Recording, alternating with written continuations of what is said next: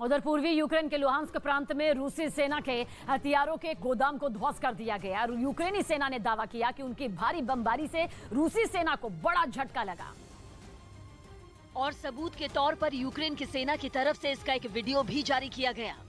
Ukraine के Luhansk के एक इलाके में बने रूसी सेना के हथियारों के गोदाम पर यह हमला रात के वक्त किया गया। रात के अंधेरे में यूक्रेन की तरफ से दागे गए रॉकेट एक के बाद एक रूस के हथियारों के गोदाम के पास आकर गिरते नजर आए। जैसे ही रॉकेट जमीन से टकराते वहां तेज धमाके के साथ रोशनी हो जाती। इसी तरह कुछ ही सेकंड में 10 से भी ज्यादा रॉकेट वहां आकर गिरे, जिनमें एक रॉकेट सही निशाने पर लगा और वहां अचानक काफी तेज रोशनी निकली।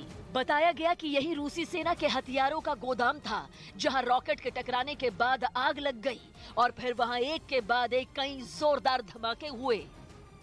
वहीं रूस के ताबड़तोड़ हमले से यूक्रेन का खार्किव एक बार फिर दहल उठा। वहां के मेयर ने बताया कि रूसी सेना ने बीते 24 घंटे में 60 से ज्यादा बार खार्किव में गोलाबारी की, जिसमें 11 लोगों की मौत हो गई। क्योंकि ये हमले खार्किव के रिहायशी इलाकों में भी हुए। वहां से जो तस्वीरें सामने आई उनमें साफ दिखा कि वहां के एक इलाके को रूस की फौज ने अपने निशाने पर लिया और वहां जबरदस्त गोलाबारी की, जिसकी गूंज से लोगों में दहशत भर गई। एक वीडियो रूस की तरफ से भी जारी किया गया, जिसमें उसके टैंकों का काफिला खार्किव में आगे बढ़ता दिखाई दिया।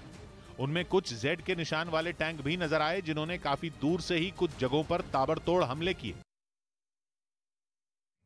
रूस यूक्रेन युद्ध पर बड़ी खबर। यूक्रेन ने रूस पर बहुत बड़ा आरोप लगाया। उसने रूसी सेना पर केमिकल वेपन का इस्तेमाल करने का आरोप लगाया, यानी कि रासायनिक हथियारों का इस्तेमाल कर रहा है रूसी सेना।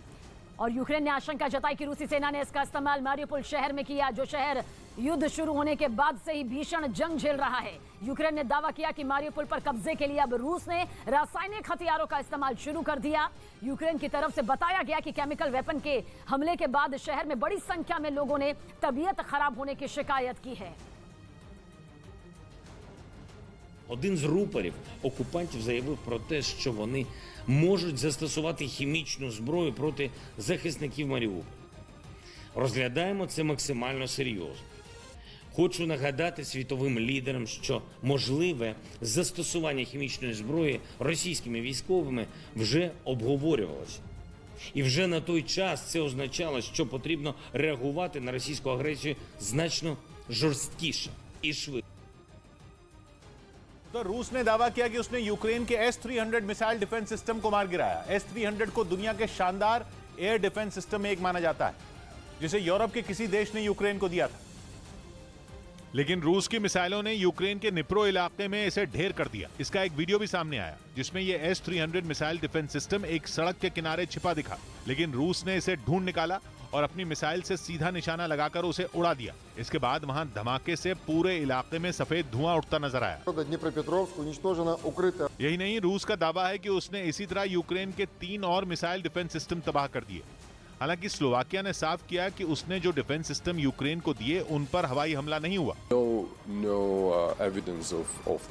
S-300 डिफेंस सिस्टम दुश्मन की मिसाइलों और लड़ाकू विमानों को पल भर में मार गिराने की काबिलियत रखता है, लेकिन उस पर रूस की खतरनाक हाइपरसोनिक मिसाइल ने जिस तरीके से हमला बोला, उससे इस हवाई हमले की चर्चा दुनिया भर में होना तय था। यही वजह है कि अब रूस के दावे के बाद स्लोवाकिया को भी इस बहस में कूदना पड़ा। वहीं यूक्रेन ने जंग छिड़ने के बाद से अब तक मारियुपोल में 10,000 से ज्यादा लोगों के मारे जाने का दावा किया। वहां युद्ध की शुरुआत से ही रूसी सेना और चेचन लड़ाकों के साथ यूक्रेन की सेना की भीषण जंग जारी है,